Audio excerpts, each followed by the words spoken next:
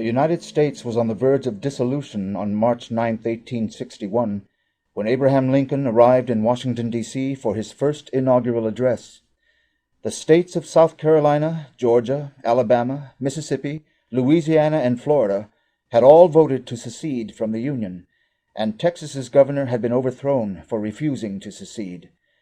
The departing administration of President James Buchanan had bankrupted the Treasury, while his Secretary of War, John Floyd, had secretly shifted Union armaments to Point South to arm the intended insurrection.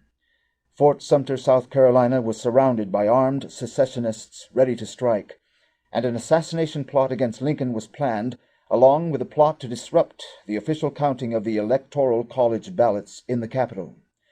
General Winfield Scott, a hero in the War of 1812, took measures to secure the capital with thousands of federal troops.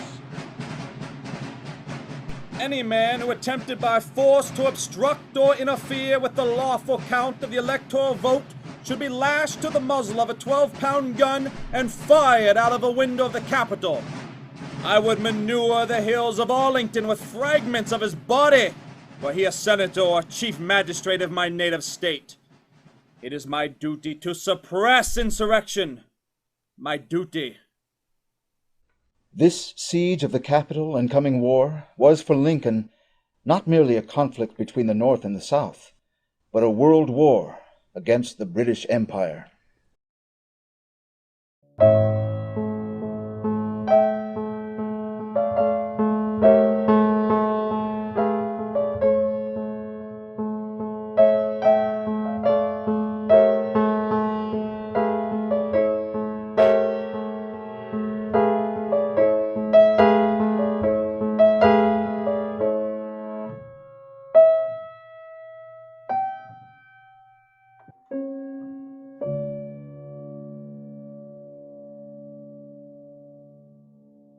Lincoln knew the British Empire viewed the U.S. government, founded on the principle that all men are created equal, as a threat to the continuation of their empire.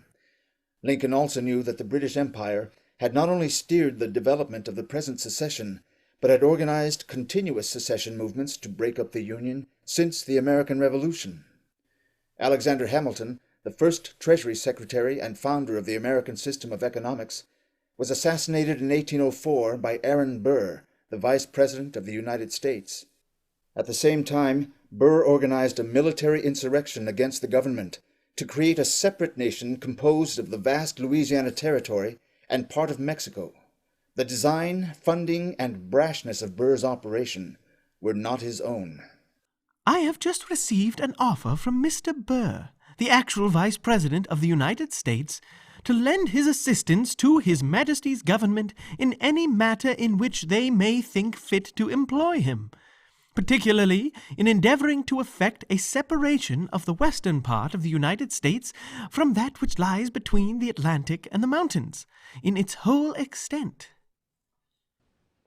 The British government which deployed Burr burned the capital to the ground 8 years later in the War of 1812, and organized a secession movement of the New England states, a system driven by the British East India Company and its Secret Intelligence Service Director, Lord Shelburne.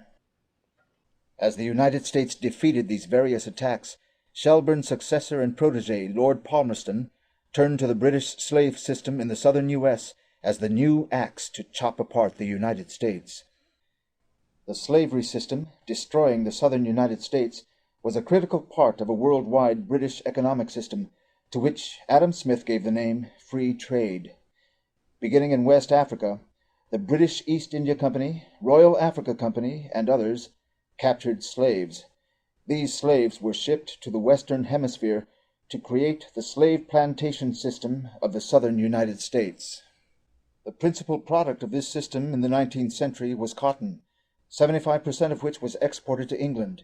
Here, English peasants worked for shillings to turn the cotton into low-quality textiles, which were then sold in India, the crown jewel of the empire.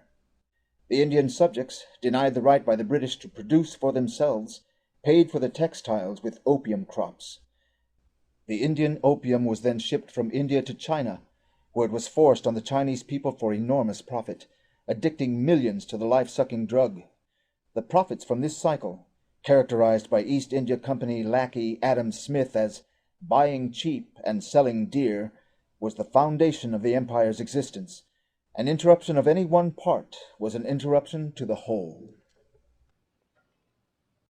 In dealing with vulgar-minded bullies, and such unfortunately the people of the United States are, nothing is gained by submission to insult and wrong. The U.S. have no navy of which we need be afraid, and they might be told that if they were to resort to privateering, we should, however reluctantly, be obliged to retaliate by burning all their seacoast towns. Palmerston never gave up the hope that the United States could be broken apart, that you could destroy the American system. And so Lord Palmerston was naturally a supporter of the Confederacy. In fact, he wrote a letter January 1st, 1861 to Queen Victoria, praising the British and French troops taking of Peking at that time. And then he said, "We also are on the verge of the dissolution of the United States." And this was good news for Britain. When Lincoln was elected in November 1860, the British had recently conducted war against Russia in 1854 and against China in 1859, when the Chinese attempted to block the smuggling of opium into their ports. Now, in 1861, a great war was imminent, pivoted on whether the British or the American system would prevail in the Western Hemisphere. Lincoln knew that he was going into a war. The key of Lincoln, the character of Lincoln, going into the inauguration and through his presidency, was he was on the front lines of a war against the British Empire. And he knew it. He was being shot at. Eventually, obviously, he was assassinated. But there were many attempts against him, as if he was a soldier in the battles. But it was his ideas, it was his mind, which drove the victory over the South. That was why he was the #1 target. In Lincoln, because of the nature of the conflict over slavery, he very much always came back to the Declaration of Independence. That this, for I think any of the great figures in the United States, the Declaration and the Constitution are one piece. So Lincoln rested on all men are created equal and have the right to life, liberty, and the pursuit of happiness. That these are inalienable rights. And they are embedded in every individual human being, that there is no difference. On his trip to Washington for the inauguration, Lincoln was notified of an assassination plot laid for him at a scheduled stop in Baltimore, Maryland. Now, when he passed through Philadelphia, after having been informed of this plot, he stood right here on this spot and participated in a flag-raising ceremony on the morning of February 22nd, 1861. I have never had a feeling politically that did not spring from the sentiments embodied in the Declaration of Independence. I have often pondered over the dangers which were incurred by the men who assembled here and adopted that Declaration of Independence. I have pondered over the toils that were endured by the officers and soldiers of the army who achieved that independence. I have often inquired of myself what great principle or idea it was that kept this Confederacy so long together. It was not the mere matter of the separation of the colonies from the motherland, but something in that declaration giving liberty not alone to the people of this country, but hope to the world for all future time. It was that which gave promise that in due time the weight should be lifted from the shoulders of all men, and that all should have an equal chance. This is the sentiment embodied in that Declaration of Independence. Now, my friends, can this country be saved upon that basis? If it can, I will consider myself one of the happiest men in the world if I can help to save it. If it can't be saved upon that principle, it will truly be awful. But if this country cannot be saved without giving up that principle, I was about to say, I would rather be assassinated on this spot than to surrender it. Lincoln is very specifically an example of a fully conscious figure of history, that he is acting as a figure of history. His motive is that. His immediate predecessor, there are many predecessors for Lincoln's thought, and in a case like his, there are always things that you may overlook, which are important. But the key thing is his impetus which led to his presidency was John Quincy Adams. The policy was, we have a Canadian border, we have a Mexican border, we have an Atlantic Ocean, we have a Pacific Ocean. These are our borders. This is our nation. We have to develop this territory for this nation in this territory. And our destiny, implicitly with him, but for all of us, is our destiny is across the Pacific. As the Columbus crossed the Atlantic, we must cross the Pacific to liberate the people on the other side of the Pacific Ocean, in the sense of engaging them as our partners against the European oligarchy. That was the policy. So that's Lincoln's policy. The British oligarchy knew that Lincoln represented this mission to destroy them. That is why, upon his election, they had to stop him from being inaugurated. Now, when the carriage itself that was supposed to be carrying Lincoln passed through Baltimore, there was an enormous riot planned that was supposed to go off, trigger a certain amount of chaos, and there were planted assassins in the crowd who were going to stab Lincoln to death. Of course, when the stagecoach rolled through, the riot began, but Lincoln was not in the stage. Lincoln was already in Washington, D.C. I hold that in contemplation of universal law and of the Constitution, the union of these states is perpetual. Perpetuity is implied, if not expressed, in the fundamental law of all national governments. It is safe to assert that no government proper ever had a provision in its organic law for its own termination. Descending from these general principles, we find the proposition that in legal contemplation, the Union is perpetual, confirmed by the history of the Union itself. The Union is much older than the Constitution. It was formed, in fact, by the Articles of Association in 1774. It was matured and continued by the Declaration of Independence in 1776. It was further matured, and the faith of all the then 13 states expressly plighted and engaged that it should be perpetual by the Articles of Confederation in 1778. And finally, in 1787, one of the declared objects for ordaining and establishing the Constitution was to form a more perfect union. But if destruction of the Union, by one or by part only, of the states be lawfully possible, the Union is less perfect than before the Constitution, having lost the vital element of perpetuity. It follows from these views that no state upon its own mere motion can lawfully get out of the Union, that resolves and ordinances to that effect are legally void, and that acts of violence within any state or states against the authority of the United States are insurrectionary or revolutionary according to circumstances. 1 month after Lincoln's inauguration, the Southern Rebellion began.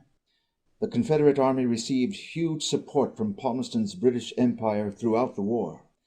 However, Lincoln defeated the Confederacy by reviving the superior moral principle and industrial might of the nation. Even amidst civil war, Lincoln advanced the unity of the United States, as with his launching of a transcontinental rail project and encouragement of settlement by immigrants of lands west of the Mississippi.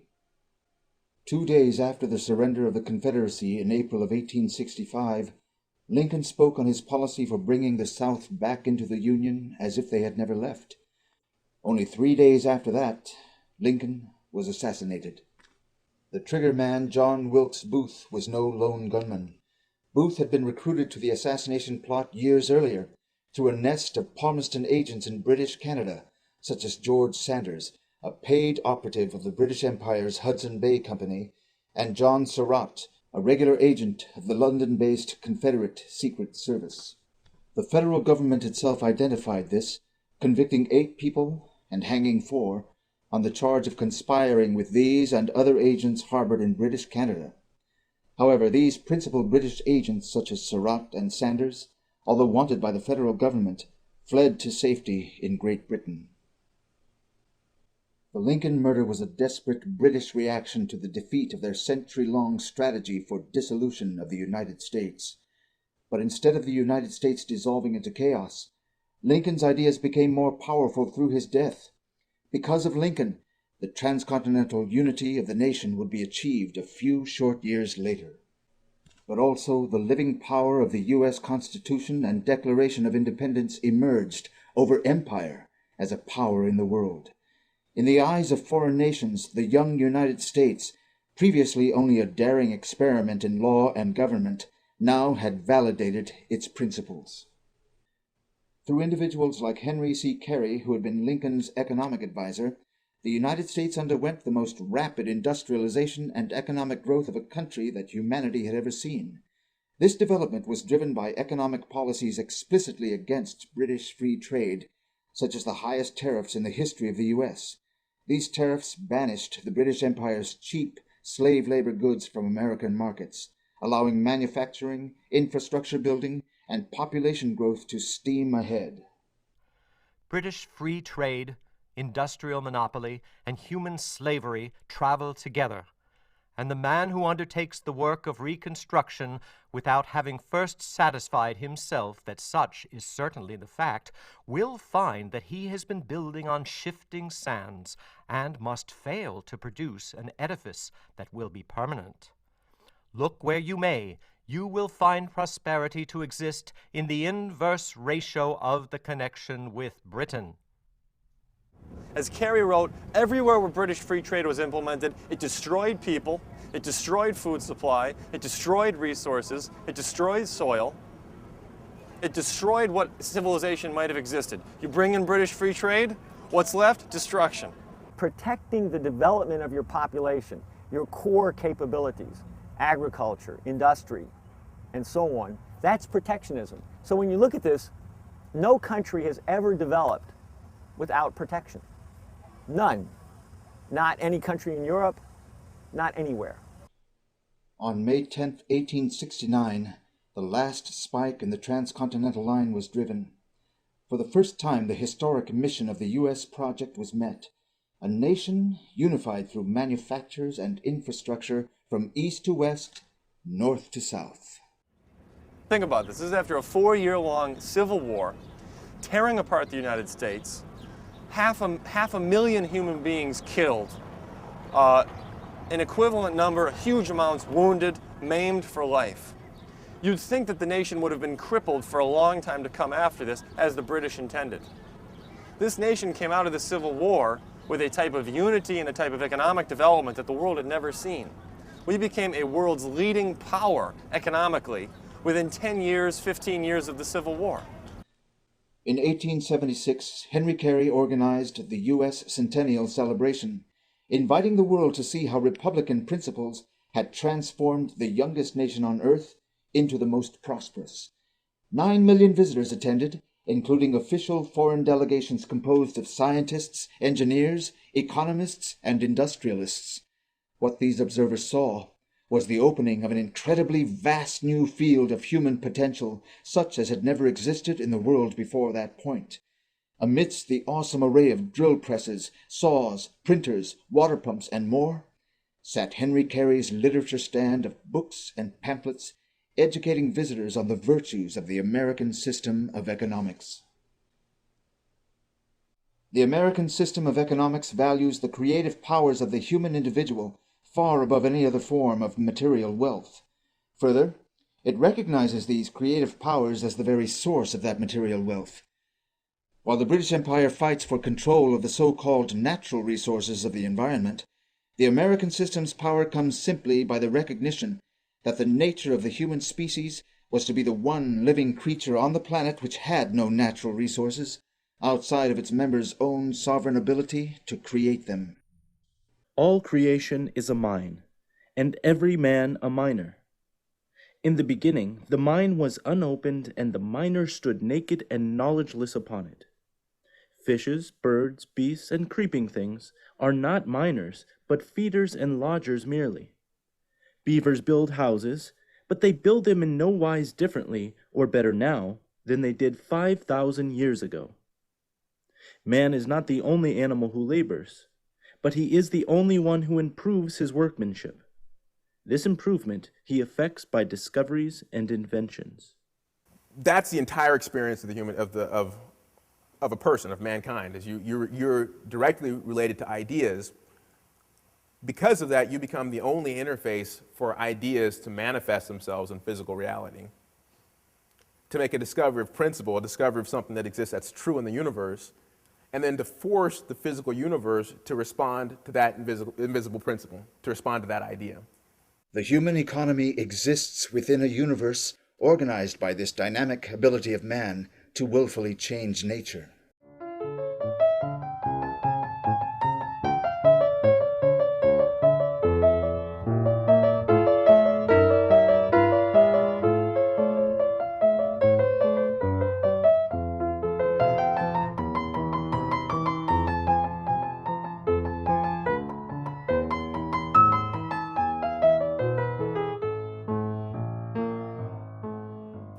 For the human species, you have to ask yourself, what's required for that spread, that texture, that growth of humanity into these areas? What's required? There are certain things you need as predicates. Do you need water? You need food? Yeah, some similar things to plant and animal life. But for the human species, you need the ability to creatively introduce those things yourself, such as, for instance, irrigation. The human species, if you want to introduce human life into a desert, we don't wait for water to appear in the desert. We irrigate the desert. The source of that is in the individual, lies in the individual human mind, as opposed to, a collective process or something. What it requires is that you have individuals in your society who have been educated up to the level where they're able to contribute something of their own. A discovery we make in nature usually involves something that's already happening. But we make a discovery of how that's happening. Okay? Now we turn that discovery we've made into a way of changing nature by our acting in use of that principle. So mankind is not like an animal. We have a power of the animals. This is what we call true creativity. The ability to discover universal principles and use these to change the universe. Only mankind can do that. Only the human individual mind can do that. No animal can do it.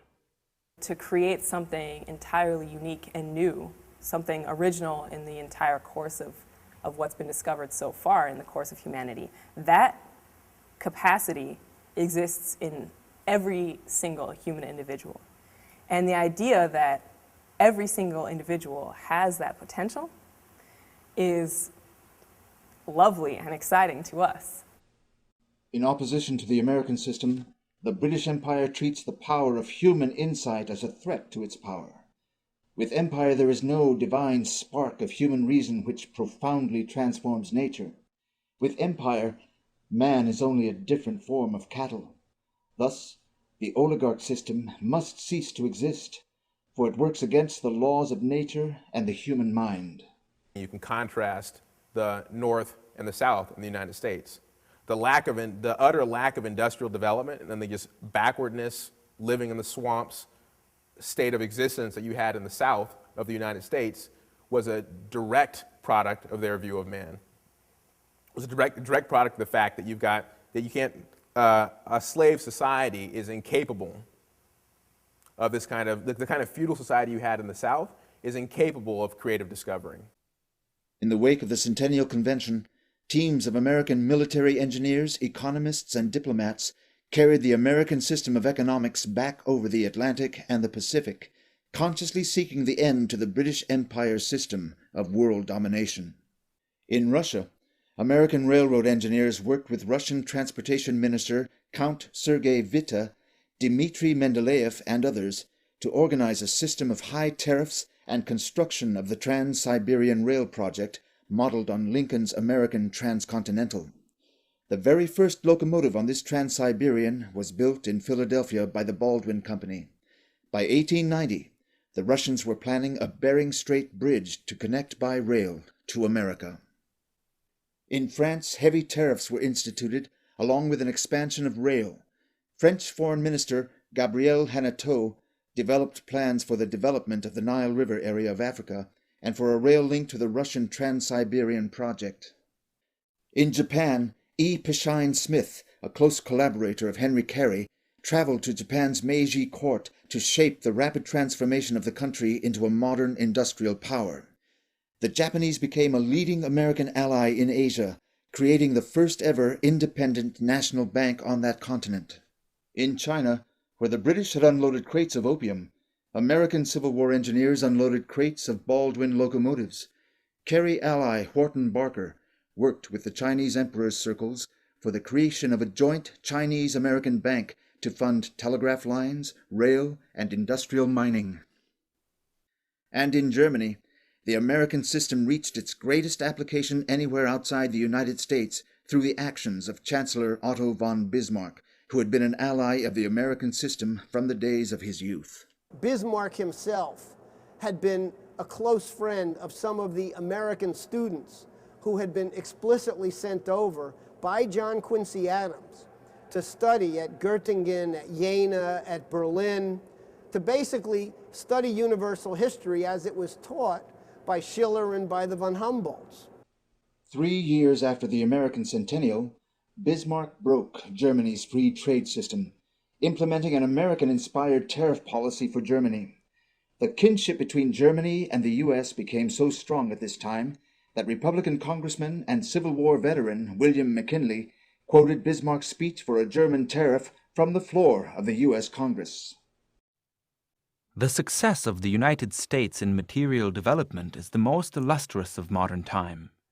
The American nation has not only successfully borne and suppressed the most gigantic and expensive war of all history, but immediately afterward disbanded its army, found employment for all its soldiers and marines, paid off most of its debt, given labor and homes to all the unemployed of Europe as fast as they could arrive within its territory, and still by a system of taxation so indirect as not to be perceived, much less felt.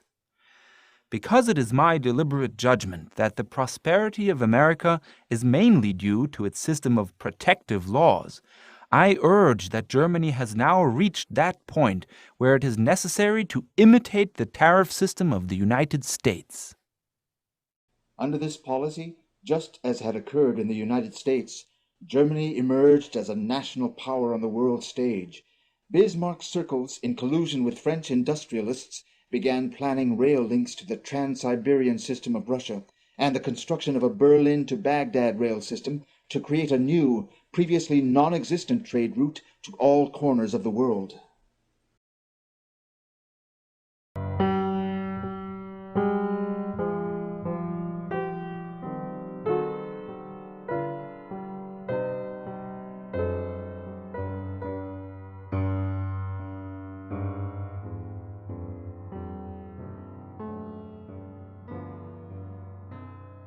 The threatened world leadership of the British East India Company based itself on a relationship between control of the world's sea routes and enforced underdevelopment of interior land masses. The acquisition of strategic naval ports, or choke points, marked here in red, was the pivot of the system. By controlling these ports and corresponding sea lanes, the British dominated trade, using colonies such as India or African nations as sources of cheap raw materials and slave labor. Other nations wishing to engage in the same geographical area would have to operate through the British. The transcontinental rail projects of the post-Civil War period, therefore, emphasizing interior development of land masses such as Lincoln's American Transcontinental, Sergei Witta's Trans-Siberian, and Bismarck's Berlin-Baghdad system, were a mortal threat to the historic maritime-based power of the British Empire. We were aggressively promoting the American system, and the British at that point decided that the only thing that they could do to prevent the successful spread of the American system and the buildup of these rail connections and the land bridge across Eurasia was to blow up the world. Literally, they were losing the chess game badly, and so their only last option was to kick over the chessboard. Under this geopolitical view, British imperial policy toward the end of the 19th century turned to the creation of a great world war, pivoted on pitting Russia and Germany against each other. The intention of this policy was not for any nation to come out as the victor, but rather for all nations involved to be destroyed. In Germany, Bismarck was conscious of this geopolitical strategy. In correspondence he wrote about his nightmare of coalitions, that alliance of France, Russia, and Britain, which would encircle Germany and destroy her in war and economic ruin. Bismarck was committed to alliances which allowed for Germany to develop, but he also understood that these alliances required the benefit of the other. That is, that the unification of Germany occurred in a war against France and Austria. But he was willing to form an alliance with Austria. He had his own alliance with France because he realized that if he were at war with these countries, Germany wouldn't be able to develop. So his commitment to the Three Kaiser League, the alliance with Russia, the alliance with Austria, that wasn't popular with some of the smaller German states that were incorporated in Germany. But Bismarck's argument was that this policy created the best potential for Germany to develop its industry, to increase its markets, and to have peace. He also negotiated with the Russian Tsar, secretly, behind the back of his own Kaiser, because the Kaiser was going to agree with the Kaiser of Austria, this old fart there, still the emperor, in a Balkan War. And the Balkan War involved Slavic peoples, which were part of the Orthodox Church network, as the Russians were part of the Orthodox network. So it was an attempt by the British to organize another religious war between Orthodox and others, as Western and Eastern Christianity. He knew you don't do that. So he entered into a secret agreement, he did, behind the back of his Kaiser, two Kaisers, the first Kaiser and the second one. Wilhelm I and Wilhelm II, who was a completely British fool, and said that he would sabotage any attempt to support Austria in a Balkan War. So as long as he was in power, the war couldn't go off because the British plan was to have Russia and France attack Germany at the same time and to use the Habsburg Balkan War as a trigger for that purpose. So no. Of sabotage it. Bismarck's insight and diplomatic skill thwarted all British attempts to pit Germany against Russia in war. His understanding of how European powers were manipulated by the British and his counter-policy of alliances with nations for peace meant that for a British orchestrated world war to succeed, Bismarck had to be eliminated. During these years, Prince Edward Albert, the protege of Lord Palmerston and the son of Queen Victoria, made himself dictator of British foreign policy. For the next 20 years, he would personally oversee the elimination of all obstacles to the creation of a nightmare of coalitions, beginning with Otto von Bismarck. His greatest weapon in his work was not the gunboat, but insight into turning the vices and weaknesses of individuals into the most destructive weapons against them. The removal of Bismarck began with the use of one of Edward's greatest allies, his in-depth knowledge of the personal defects of his nephew, Kaiser Wilhelm II of Germany. Edward Albert, and partly is able to operate through this insane oligarchical royal family system where, you know, the Tsar of Russia, the Kaiser of Germany, they're all part of his family. They're all offshoots of Queen Victoria. You know, when you think of an oligarchy, you got to think of a termite mound. With the Queen termite, this gigantic blob about 20 times the size of her consort, pumping out eggs, and every other termite is there to aid the queen in her eggs. When you have a bunch of noblemen who intermarry, you have family connections, but you also weaken the bloodline, so to speak. And so you had these figures like Kaiser William II, very inferior intellect, very much influenced by the pomp and circumstance of the empire. Kaiser William II, I think in 15 years, had 37 design changes in the costumes of the Imperial Guard. He loved parades, but he was also desirous of flattery. He was very insecure. And so a court around him started saying from the moment he emerged, you can't be like Frederick the Great, his ancestor, if you have a Bismarck running policy. Under orders from Prince Edward Albert, Kaiser Wilhelm ousted Bismarck from the German chancellorship in 1890. This event marked the beginning of World War I. The long fuse of the British Empire's attack on the American system was now lit. After his ouster, Bismarck foretold the great coming war. For my part, I am no longer under any obligations towards the personalities now in office or towards my successor.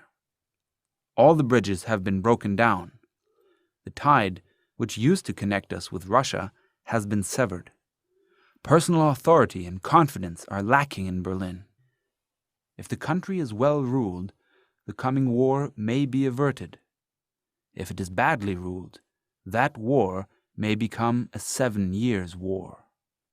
Prince Edward Albert and his sycophants now unleashed hell on earth. The nightmare coalition of Russia, France, and Britain, which Bismarck had worked to prevent, Edward now sought to create.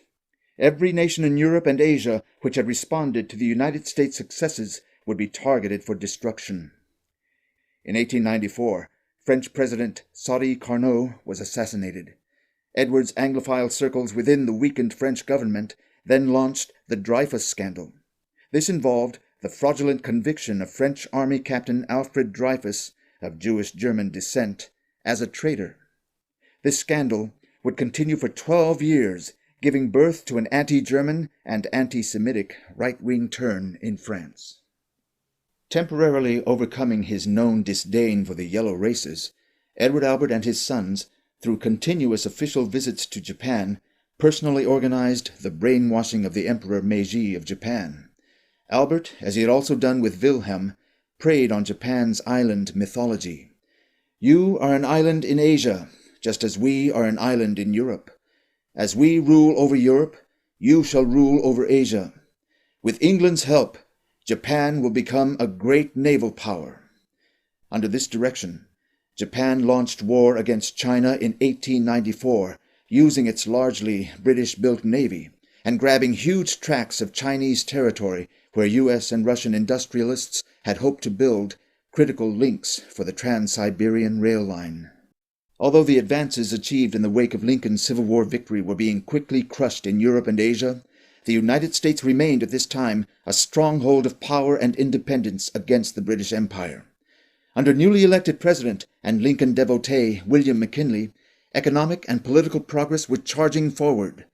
McKinley's commitment to the continuation of the U.S. policy against free trade were more explicit than any United States president had ever made them. 30 years of protection has brought us to the first rank in agriculture, in mining, and in manufacturing development. We lead all nations in these 3 great departments of industry. We have outstripped even the United Kingdom, which had centuries the start of us. Her fiscal policy for 50 years past has been the free trade, revenue tariff policy of the Democrats. Ours, for 31 years, the protective tariff policy of the Republicans. Tried by any test, measured by any standard, we lead all the rest of the world. Protection had vindicated itself. McKinley immediately adopted a tariff policy, a protectionist policy, that had the British freaked out. In fact, the British sent key operatives over to the United States to work in 1896 in the campaign against McKinley.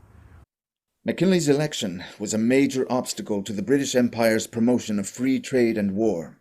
In an explicit revival of John Quincy Adams' Monroe Doctrine policy, McKinley embraced the International American Conference's proposal for extension of the U.S. railway system through Mexico to the tip of South America. This project, if completed in conjunction with the Russian plans for a Bering Strait rail link, would make it possible by the beginning of the 20th century to travel from Western Europe to the southern cone of the Western Hemisphere by rail. But when McKinley's vice president died in 1899, British Allied bankers seized the opportunity. Teddy Roosevelt was forced on as McKinley's new vice president for the next election. Teddy Roosevelt was as far as one could get from a Lincoln Republican. A sworn Anglophile, his love for the British Empire and its system of racial hierarchy were due to 2 key individuals, One was his uncle, James Dunwoody Bulloch, who, during the Civil War, had served in England as the head of the Confederate Secret Service. Bulloch procured the entire Confederate Navy, which destroyed Union ships and blockades of the South, prolonging the war. Teddy Roosevelt considered Bulloch one of his personal heroes, and traveled to meet his exiled uncle in England in 1886 to be tutored on naval war strategy. American traitor Alfred Thayer Mahan, author of The Influence of Sea Power on History, was the other major influence on Teddy Roosevelt. Mahan frequented the Royal Societies and clubs of Prince Edward Albert's England, promoting their new post-Civil War vision of an Anglo-American naval empire. Mahan's leading proponent in the United States was Theodore Roosevelt. When Mahan's book was published, very few people read it. Roosevelt bought up as many copies as he could and distributed it throughout the Congress, to the Navy, to key people. McKinley continued to organize the transcontinental rail projects despite Teddy Roosevelt and his British allies in the White House. 6 months into his second term, he delivered a rousing speech to the Pan American Conference in Buffalo to 50,000 North and South Americans. The next day, McKinley was murdered by an anarchist, deployed by the same Emma Goldman anarchist networks which had killed President Carnot of France 7 years previous. As Goldman would later admit, it was London that was the base of operations for her international terrorist movement. The killing of McKinley, which was done by the British, was done by that, but it was to get rid of him. It brought in Teddy Roosevelt. And Teddy Roosevelt was trained by his uncle, who was the chief of the Confederate Intelligence Service in London, as a British agent. So you have the presidency of the United States, by assassination, is turned over from a patriot to an enemy, Teddy Roosevelt. This derailment of the Lincoln legacy in the United States ensured that Edward Albert, now King Edward VII, would meet no resistance from the U.S. In 1904, by preying on the continuing Germanophobia connected to the Dreyfus Affair and a humiliating defeat of the French army by the British at Fashoda, Edward and his French agents rammed through the Entente Cordiale agreement with France.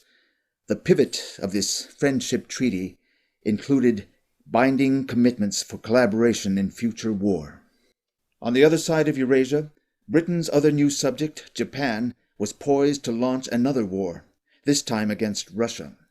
The Japanese emperor had signed an Anglo-Japan treaty in 1902, the central feature being that in the event of a Japanese-Russian war, Britain would prevent other European powers from aiding in Russia's defense.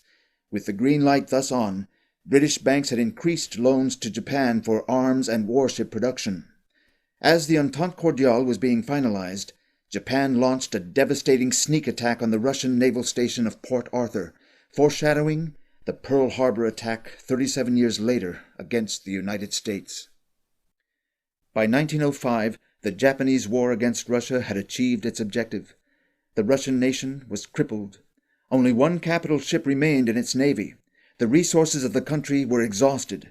After the peace treaty, arbitrated by U.S. President Teddy Roosevelt, a revolution was run against the Tsar, further weakening his ability to govern. The optimistic vision of Russian leaders like Sergei Witte for a tramway of iron rail girding the world had been replaced by the bleak practicalities of war and British balance of power games. Shortly thereafter, King Edward bestowed the most noble British order of knighthood, the Royal Order of the Garter, on the Japanese emperor, an order so esteemed it was only possessed by the king and 25 knights around him. The summer of that year, Kaiser Wilhelm II of Germany and Tsar Nicholas II of Russia met on a yacht in the Baltic Sea. The Tsar feels a deep personal anger at England and the king. He called Edward VII the greatest mischief maker and the most dangerous and deceptive intriguer in the world.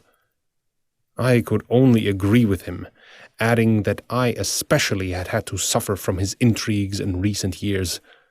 He has a passion for plotting against every power, of making a little agreement, whereupon the Tsar interrupted me, striking the table with his fist and saying, "Well, I can only say he shall not get one from me, and never in my life against Germany or you."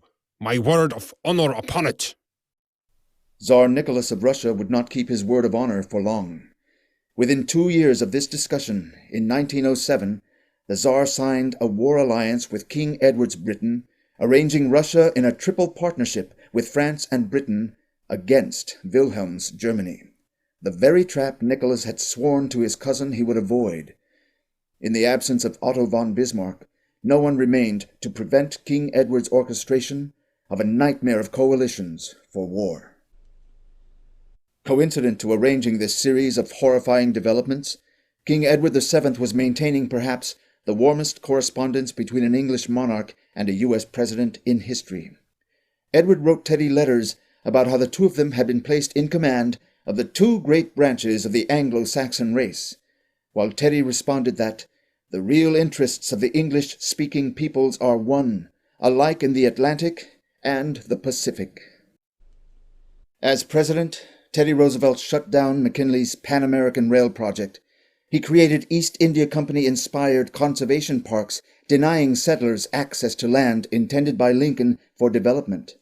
And he walked softly with a big stick all over the Monroe Doctrine, turning the U.S. from the leading enemy of empire in the Western Hemisphere to its leading friend. With the post-Civil War power of the U.S. thus chained to British interest, the last fateful steps to the ignition of war were lit in the Balkans. What the British want to do is take an area where there's a confluence of division.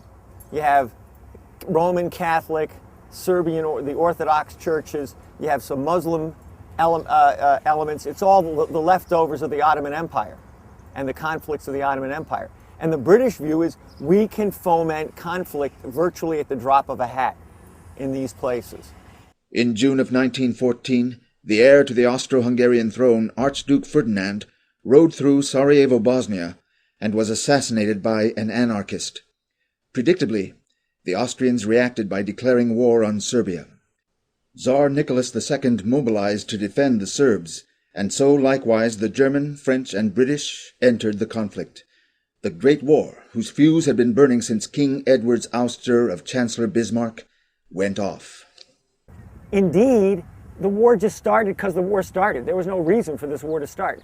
Everything was in place. There was a buildup of conflict. Every side was building up more of their military capability. Orders were going out. And at a certain point, the armies were on the move and nothing could stop them. And war broke out. But this was a British plan to set this in motion. This is what happens when you have inadequate leadership.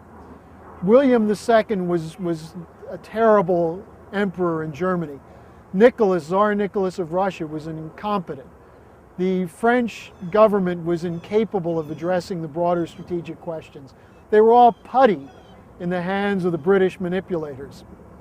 The British wanted World War I to destroy continental Europe.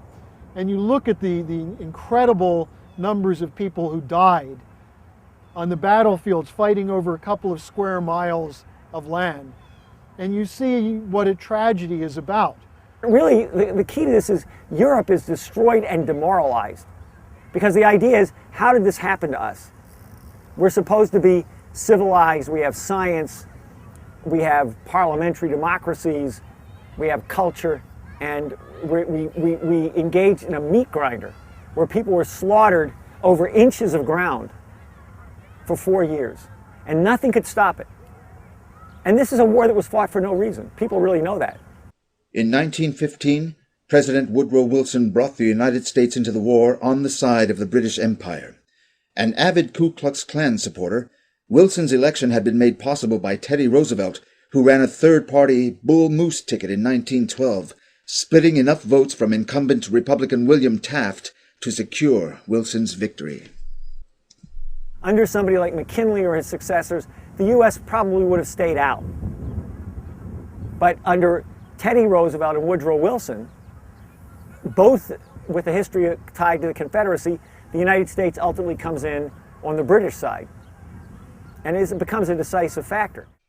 The 24-year-long orchestration of World War I by King Edward VII thoroughly shattered the possibility of ending the British Empire.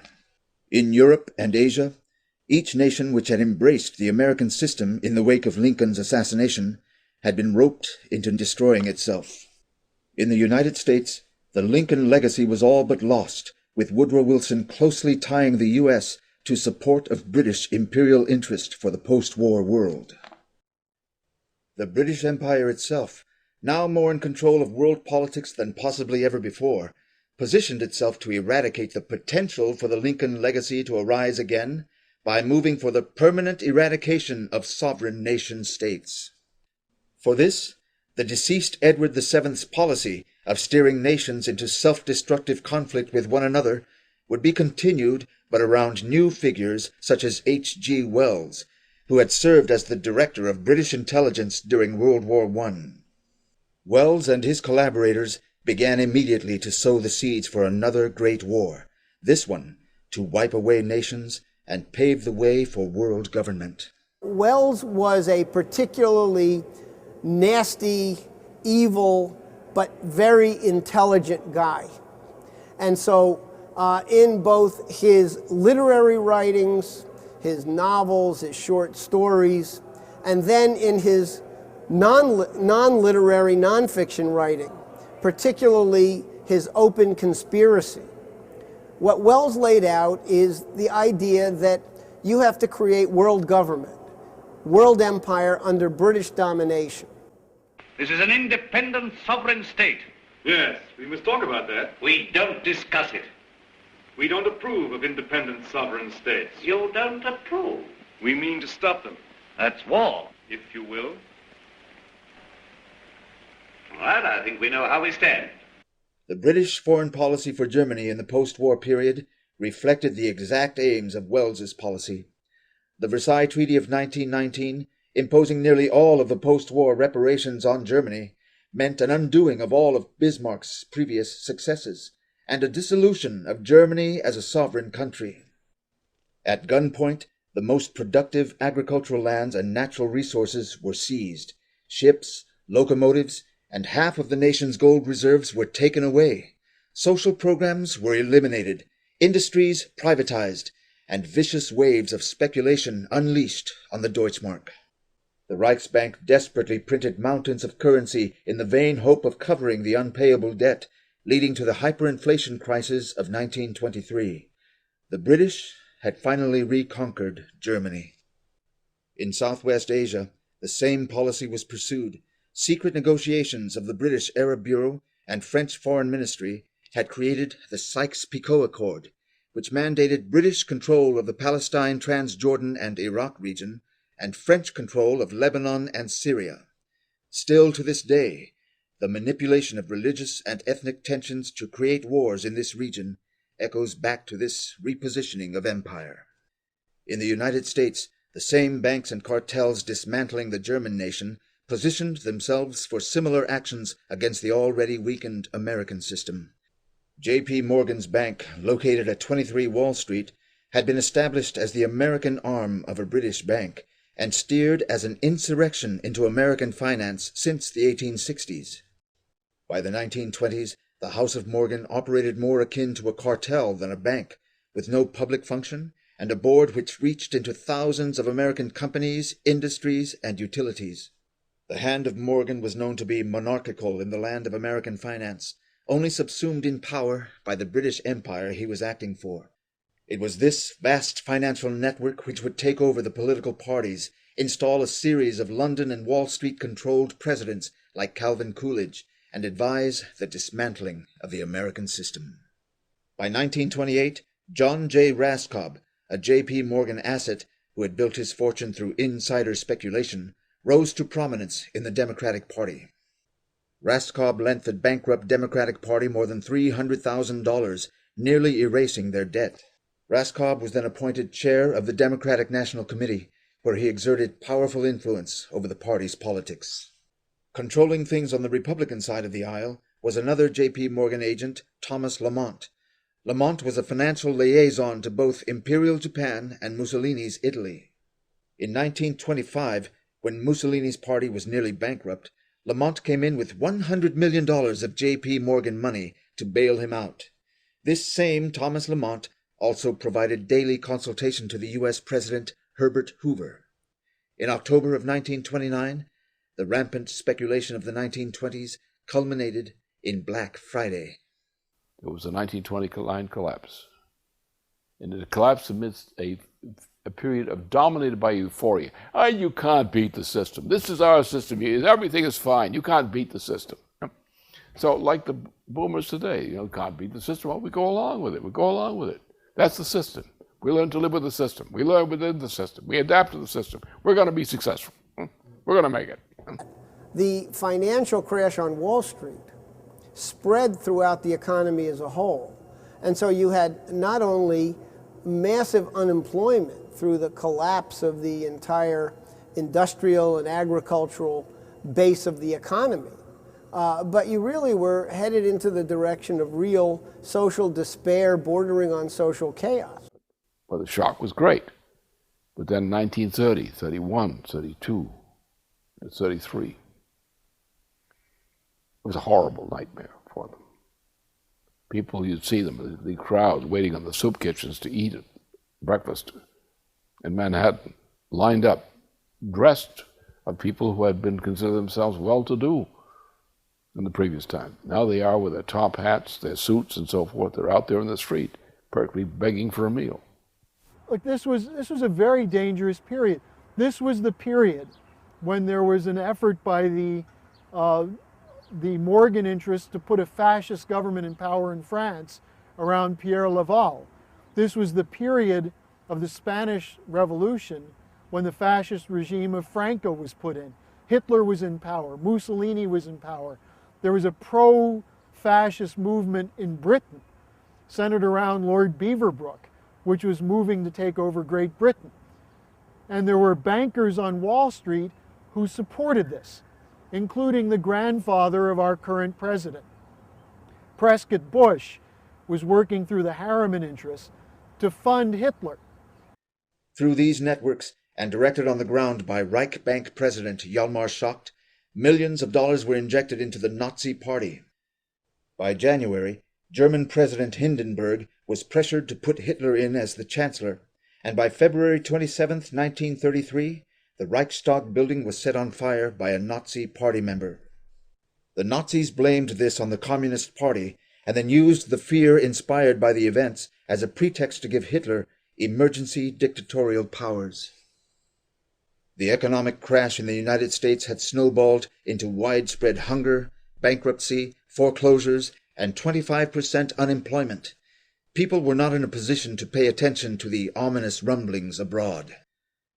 Yet interest in the coming elections was unprecedented. Voters fervently hoped to find a leader who would, against all odds, turn them away from despair and restore the nation to prosperity.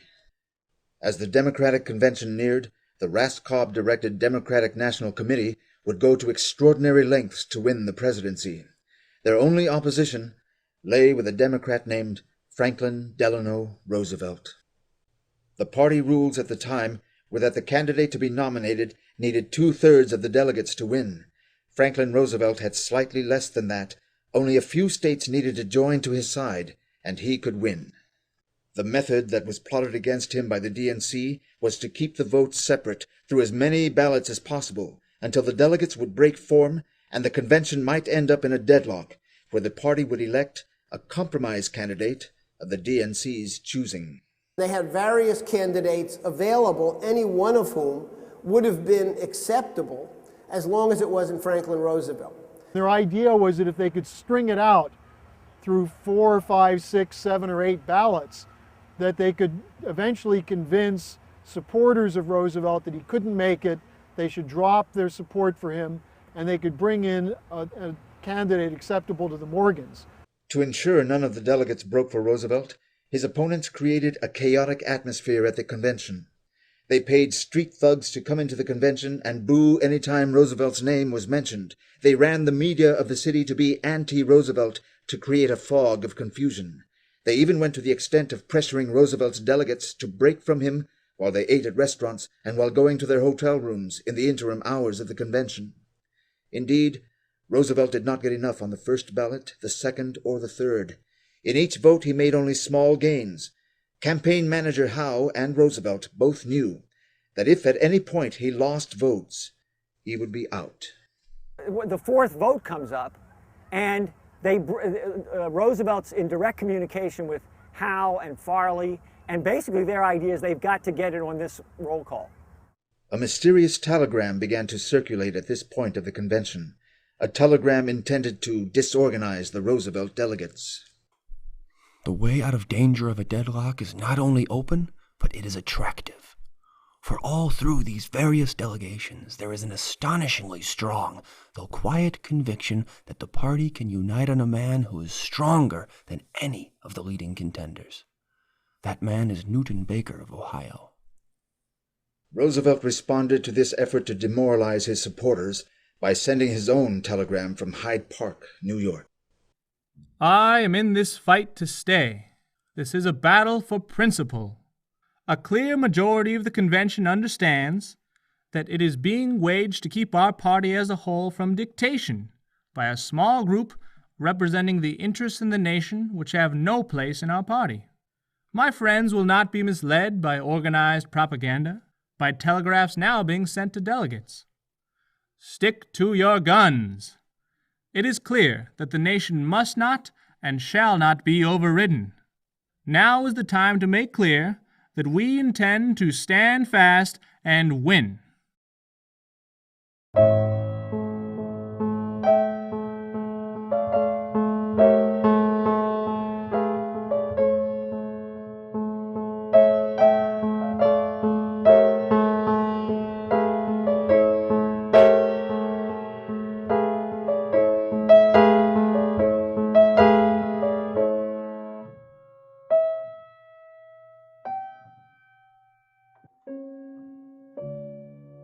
The fight at the convention was not an internal Democratic Party struggle, but a conflict over whether the Lincoln tradition of American politics or the British system of empire would prevail in the world.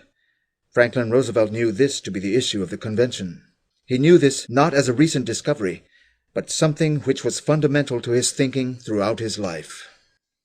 In Roosevelt's case, it was a very explicit sense of history.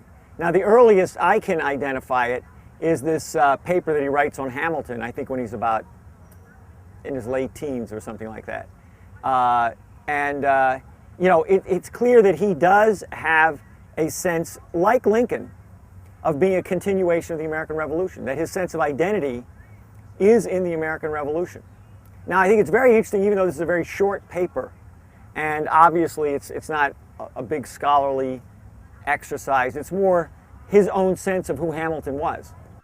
George Washington, the first president under the Constitution, made Hamilton Secretary of the Treasury, the greatest of the cabinet offices.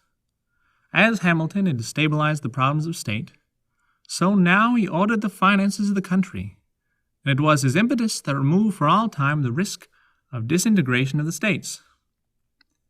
None appreciated this solidarity more than Aaron Burr, who, defeated for the presidency in his race against Jefferson in 1800, largely through the efforts of Hamilton, saw in this greater financial security the banishment of his dream of establishing a Northern Confederacy.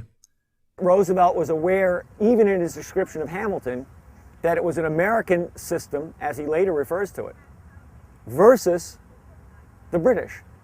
Roosevelt's great-great-grandfather was a close collaborator of Alexander Hamilton in the creation of the Bank of New York, of some of the strategy around the establishment of the First National Bank. Isaac Roosevelt was a great American patriot of that period. And his portrait hung in the dining room of the Roosevelt family home up in Hyde Park, New York. So I think he had a very personal connection to the Founding Fathers, to, in particular, Hamilton, maybe because of his grandfather's ties to this. And it gives you a sense of how somebody lives. Hamilton lived in Roosevelt. And that was his, I think, idea. In 1920, Franklin Roosevelt, then only 38, had been selected by the Democratic Party as the vice presidential candidate. He stumped the country. Franklin visited 38 states and gave over 1,000 speeches. Franklin's policies were focused on the development of natural resources and improving the working and living conditions of the population. Amidst this momentum, Franklin contracted the life-threatening disease poliomyelitis. at a critical moment in his political career, he had to drop out of politics and concentrate his every effort on battling a life-threatening disease. Franklin and his family turned this period of illness and convalescence into a constructive period of his education into all fields. There are times when I think that Franklin may never have been president if he had not been stricken. You see, he had 1,000 interests. You couldn't pin him down. Then suddenly there he was, flat on his back, with nothing to do but think. He began to read, he began to think, he talked, he gathered people around him.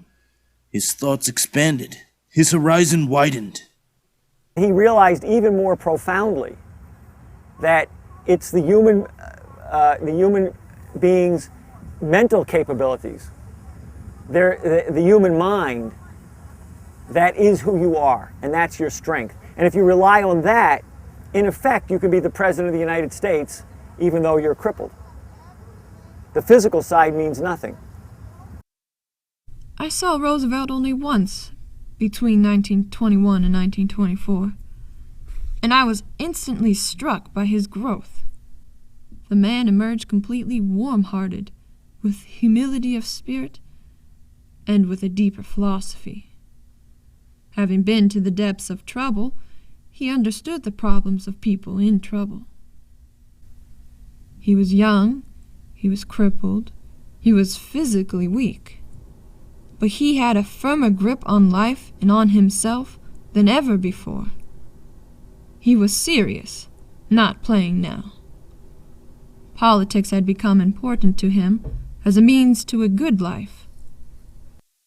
Although not yet fully recovered from polio, these conditions led Franklin to run for governor of New York and to address the 1928 Democratic Convention. Our people must not acquiesce in the easy thought of being mere passengers, so long as the drivers and mechanics do not disturb our comfort. We must be concerned over our destination, not merely satisfied that the passing scenery is pleasant to the eye.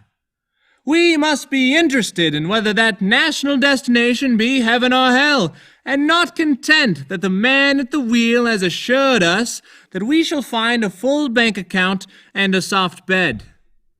We do not want to change these United States of America into the United States Incorporated with a limited and self-perpetuating board of directors and no voting power in the common stockholders.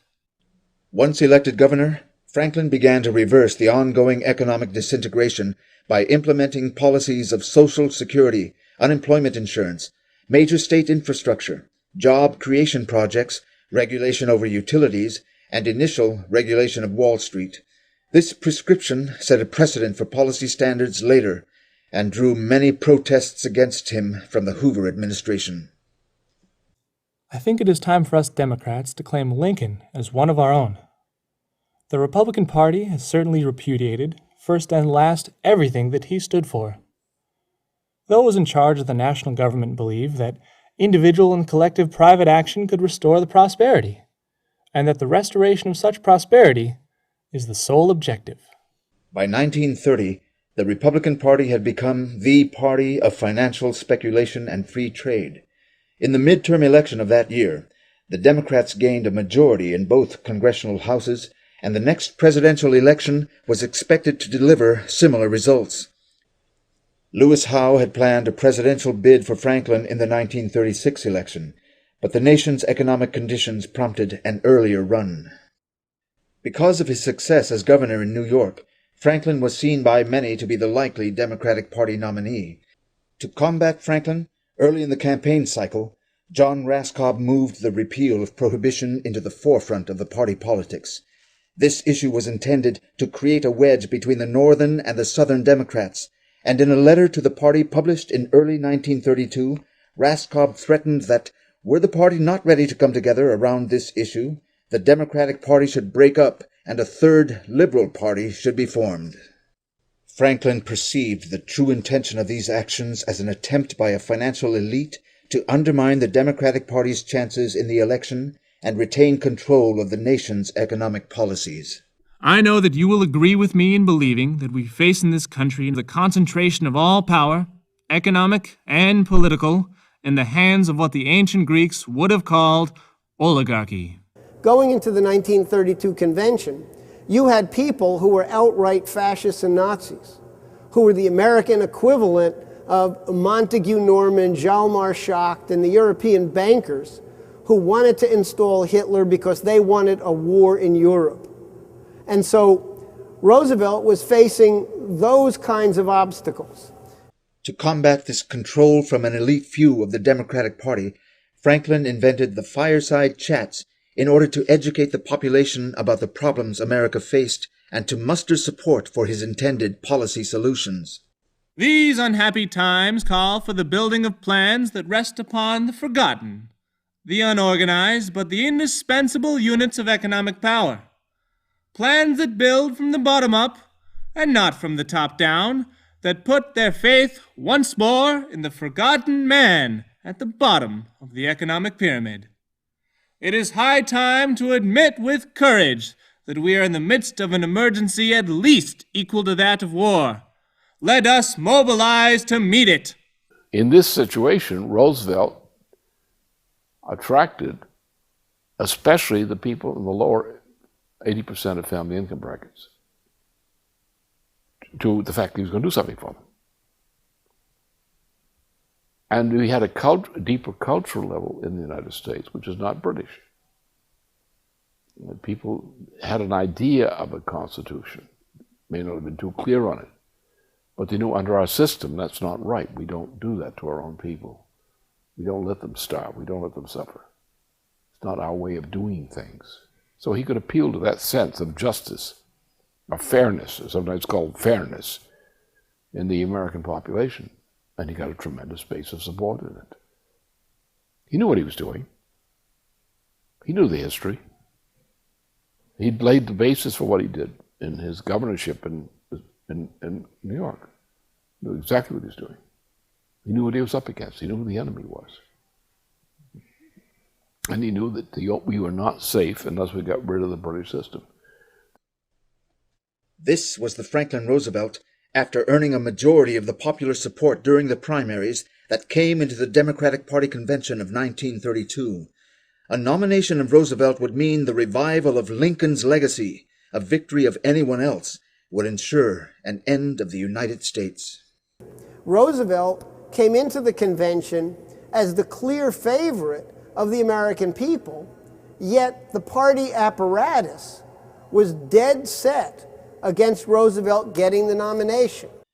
Amidst the chaos of the convention, the Roosevelt apparatus persisted. Cracks started to develop among the different constituencies, and ultimately an American response came from the participants of the convention. Enough people realized that Roosevelt was the only alternative to the Wall Street Party, and that he was the only one committed and prepared to govern in the interests of the United States. A deal was brokered. The California and Texas delegations broke for Roosevelt, and he secured the nomination. Franklin D. Roosevelt, having received more than 2/3 of all the delegates voting, I proclaim him the nominee of this convention for President of the United States. Although this pleased the people in the convention, it did not please Raskob and his masters.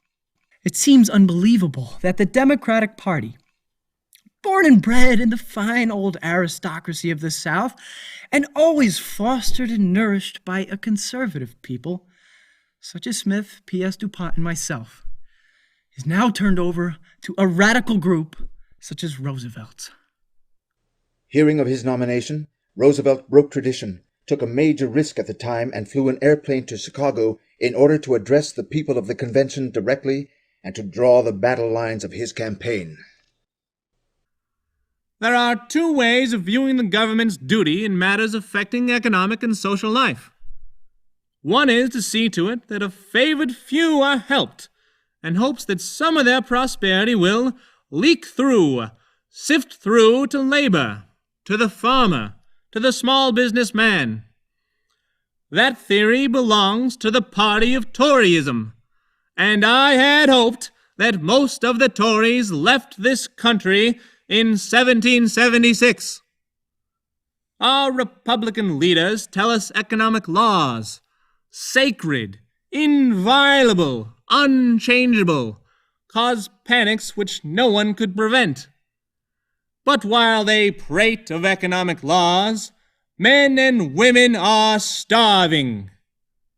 We must lay hold of the fact that economic laws are not made by nature.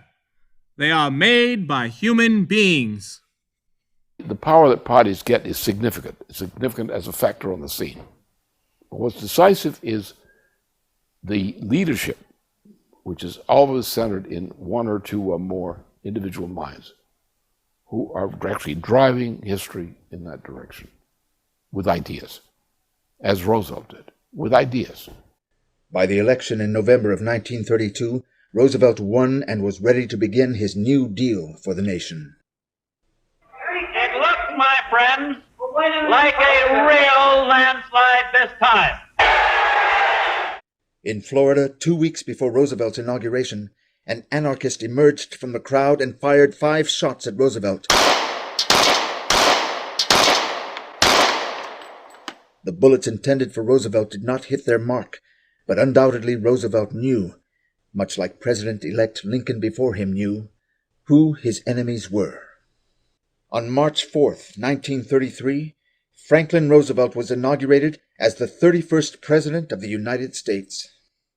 This great nation will endure as it has endured, will revive and will prosper. So first of all, let me assert my firm belief that the only thing we have to fear is fear itself. Nameless, unreasoning, unjustified terror, which paralyzes needed effort to convert retreat into advance. Yes, the money changers have fled from their high seats in the temple of our civilization. We may now restore that temple to the ancient truths. So between Lincoln and Roosevelt, we didn't have an American president who was able to fundamentally transform the United States with this idea of the American system. Roosevelt understood this. He understood it from his studies of Hamilton. I'm sure he also understood Lincoln's policy very clearly, because so much of what he did was an echo of Lincoln. Within hours of his first day in office, Roosevelt began a comprehensive reorganization of the nation's economy. Illustrative is the case of Chief Aide Harry Hopkins, who, armed with only a card table, a pot of coffee, and a telephone, hired 11 million Americans and spent $20 million in the first 3 hours of the administration. With the Civilian Conservation Corps, Rural Electrification Administration, the Four Corners Projects, and others, Roosevelt launched the largest peacetime mobilization of manpower and materials the world had ever seen. As an incredible example, the Tennessee Valley Authority transformed one of the most backward areas of the nation into an industrial powerhouse. This was the plan: to chain the river through a series of giant dams, checking the floods, to open it to navigation from its mouth to its headwaters.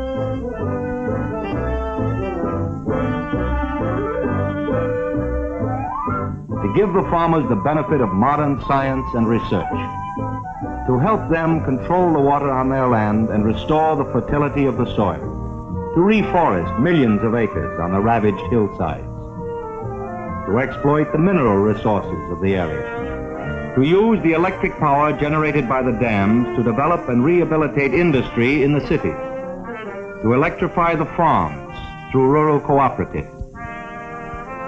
Above all, to prove that human problems can be solved by reason, science, and education. Roosevelt used the Reconstruction Finance Corporation as a quasi-national bank to reestablish the credit of the nation. He built schools, libraries, airports, post offices, and all with government-issued credit. He reestablished the U.S. currency, stabilized the price of gold, and opened a penetrating investigation into the rampant speculation on Wall Street, all within the first 100 days of his administration. But what he wanted to do was move immediately to stop the foreclosures, put people back in their homes, save the farms, build back farm income, and start up U.S. industry again. And to a large extent, he succeeded. Policies that Roosevelt instituted for rebuilding the U.S. economy completely flew in the face of these powerful Wall Street and City of London allied interests. By the middle of 1933, Roosevelt's attacks against free trade practices were tearing up the privatized control of the U.S. economy. As a desperate reaction to Roosevelt and his American system policies, one of the most outlandish British-directed plots in modern history was planned. J.P. Morgan's John Raskob was tasked to form a group to propagandize against Roosevelt's policies. This organization, becoming active in most cities and states, fervently attacked Roosevelt with thousands of speeches and millions of pamphlets distributed across the nation. The group was called the American Liberty League. The objective of the League was to become the eventual administrator of a 500,000-man force which would storm the White House and overthrow President Roosevelt. The plan was to then establish a dictatorship which would immediately enact the economic austerity plans of Hjalmar Schacht's labor camps already being applied in Nazi Germany. All they needed was a man with credit among the military legions to lead this coup. Unfortunately for them, the man they tried to seduce was a true American, retired General Smedley Butler. He knew the corruption of government and big business intimately from his past, and refused to succumb to playing the role of an American Hitler. General Butler contacted a trusted Philadelphia publisher, and by the time enough evidence was collected to substantiate the story, Butler took this plot to the Senate, and as the press hit the stands, the hearings began. The plot was exposed. The plan as outlined to me was to form an organization of veterans, to use as a bluff or as a club at least, to intimidate the government and break down our democratic institutions. The upshot of the whole thing was that I was supposed to lead an organization of 500,000 men, which would be able to take over the functions of government. The defeat of this attempted coup was only another step in Roosevelt's re-establishment of the strength of the U.S. Constitution as a living principle of government. His response to the coup attempt was to further recruit the population to the approaching global war against fascism and poverty. These economic royalists complain that we seek to overthrow the institutions of America. What they really complain of is that we seek to take away their power. Our religion and our allegiance to American institutions requires the overthrow of this kind of power. Against economic tyranny such as this, the American citizen could only appeal to the organized power of government. We well remember that the collapse of 1929 showed up the despotism for what it was. And the election of 1932 was the people's mandate to end it, and under that mandate, it is being ended.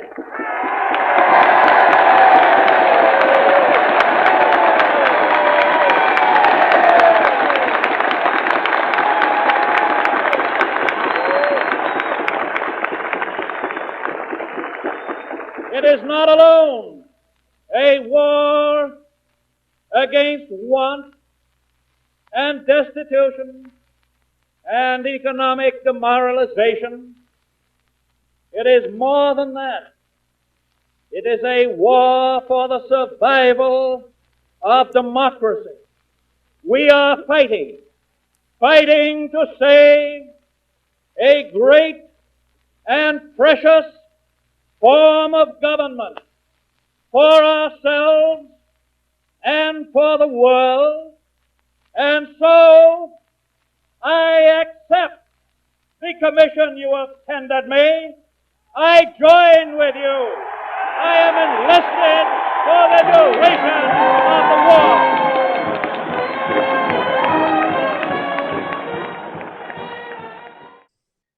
The story of the battles and the plans for World War II has been told over and over again.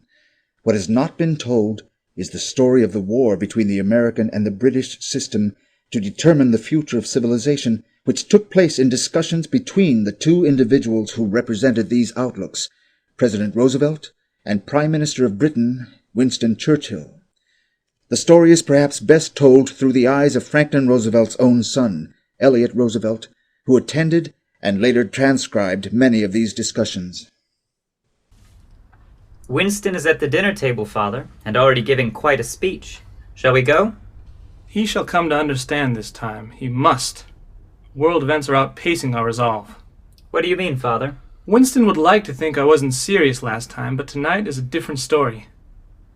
You know, Elliot, after flying over Africa, I've had some important thoughts about the future of the world.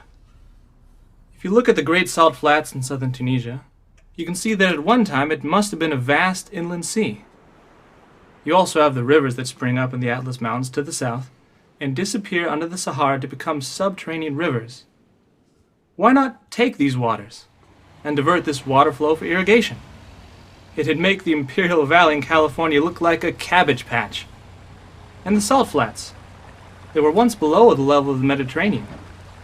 You could dig a canal straight back to recreate that lake, 150 miles long, 60 miles wide. The Sahara would bloom for hundreds of miles. It is true, wealth!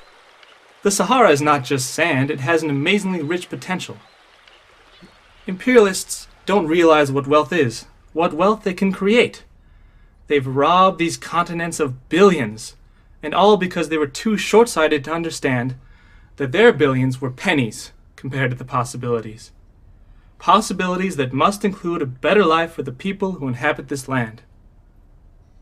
Just then, Vice President Wallace came in. I can't take this, Franklin. I just spent an hour talking with the British Foreign Minister. He was trying to convince me that after the war, the United States and the British have to contain the threat of communism. I said, fascism, communism, capitalism all come from the same point of view, and the British economics is no different. And all he could do was stare at the ceiling and spout some hullabaloo about Darwin. These people are the damnedest fools. Henry, you need more finesse. Finesse? You see, most of these folks are just victims of this old system. Their system uses them more than they use it. We've got to be impatiently patient, Henry. Franklin, we've got our very own fascist here in this country, just waiting to subvert us all over again. We have to move fast to solve this thing. Yes, but after the war, the cries will come that the present unity will no longer be necessary, and that's when the job will begin, in earnest. One sentence. When we've won the war, I will work with all my might and main to see to it that the United States is not wheedled into the position of accepting any plan that will further France's imperialistic ambitions or that will aid or abet the British Empire in its imperial ambitions. Winston has got to listen to me this time. He'll find out this time. Father, Wallace, and I walked into the room together and sat down at the table. There were pleasant jokes and light discussion for most of the evening. After everyone had eaten, and making sure the Prime could hear him, Father began to talk loudly to one of the guests. You know, my friend over there doesn't understand how most of our people feel about Britain and her role in the life of other peoples. It's in the American tradition, this distrust, this dislike and even hatred of Britain. There are many kinds of Americans, of course, but as a people, as a country, we're opposed to imperialism. We can't stomach it. He looked at Churchill with a smile significantly. The Prime Minister sat like a Buddha, a big cigar in his face. The point, which I'm having a hard time getting across to some people, is that many Americans are anti-British. Take me. God knows, and my friend knows, I'm not anti-British now, but I remember very clearly that when I was 7 or thereabouts, in 1889 or 90, and my mother took me to England, and we saw Queen Victoria drive in her carriage down a London street, why, I hated the old woman. At this point, Most of the dinner guests slowly made their way out of the room, while Churchill sat there, sinking in his chair, immediately lighting another cigar. By the time the room cleared out, it was only Father, Churchill, Wallace, and myself. The discussion had turned to policies for after the war, and Father's plans for a new economic system. Those Empire trade agreements are a case in point. It's because of them that the people of India and Africa, of all the colonial Near East and Far East, are still as backward as they are. Mr. President, England does not propose for a moment to lose its favored position amongst the British dominions. The trade that has made England great shall continue, and under conditions prescribed by England's ministers. Alexander Hamilton's reports prove that our American system strengthens the economy through developing the population. This is what has always worked and will work. It's principled. I am drafting a pamphlet to bring about the industrialization of China. We could start tomorrow. You have no idea what a mistake you would be making with that. We feel... I am firmly of the belief that if we are to arrive at a stable peace, it must involve the development of backward countries, backward peoples. How can this be done? It can't be done, obviously, by 18th century methods. Who's talking 18th century methods? Whichever of your ministers recommends a policy which takes wealth and raw materials out of a nation, but which returns nothing to the people of that country in consideration. 20th century methods involve bringing industry to these colonies.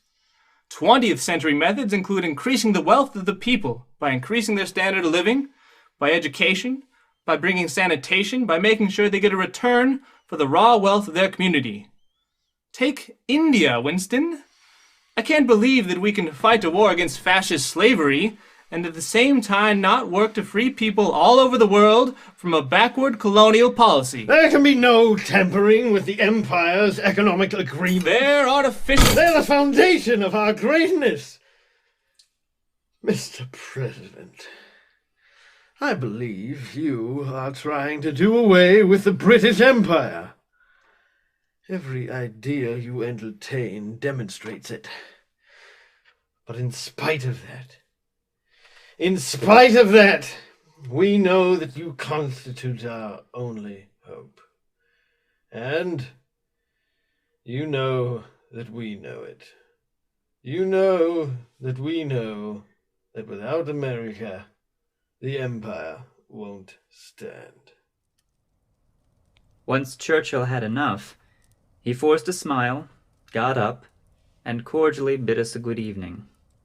As he waddled away, Father picked up his things and spoke confidently, to himself, but also to me. The choice is ours, you know. We have a chance to use our influence in favor of a more united and cooperating world. This nation has a rendezvous with history.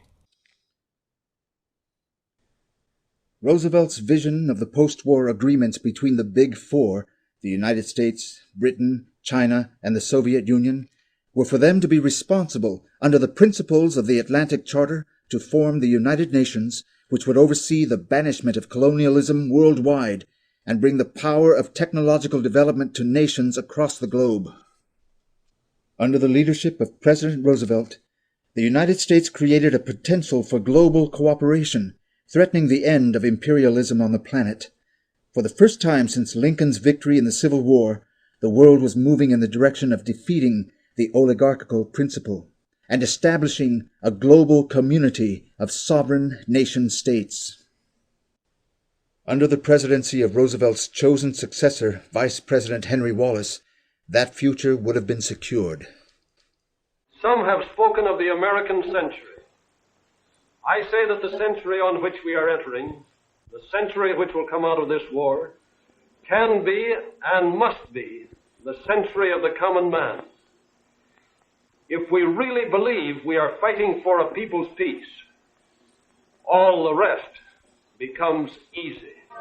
This is a fight between a slave world and a free world. Just as the United States in 1862 could not remain half slave and half free, so in 1942 the world must make its decision for a complete victory one way or the other. The people, in their millennial and revolutionary march, toward manifesting here on earth the dignity that is in every human soul, hold as their credo the four freedoms enunciated by President Roosevelt.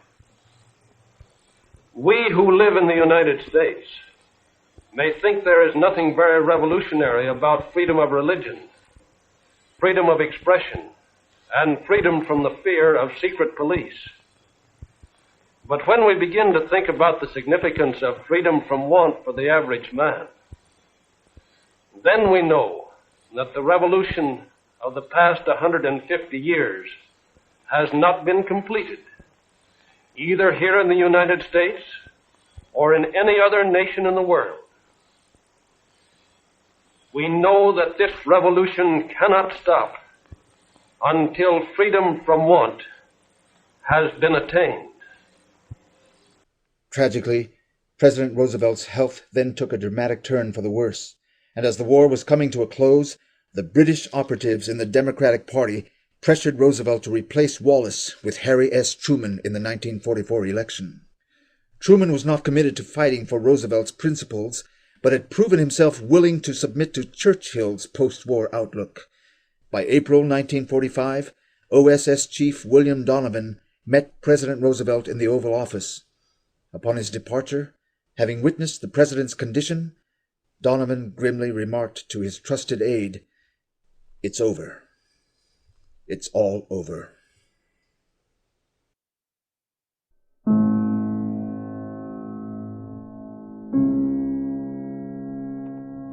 As President Roosevelt was laid in the ground, the British and Dutch were allowed to re-enter Africa, Indochina, Indonesia, and other nations on the brink of independence and recolonize.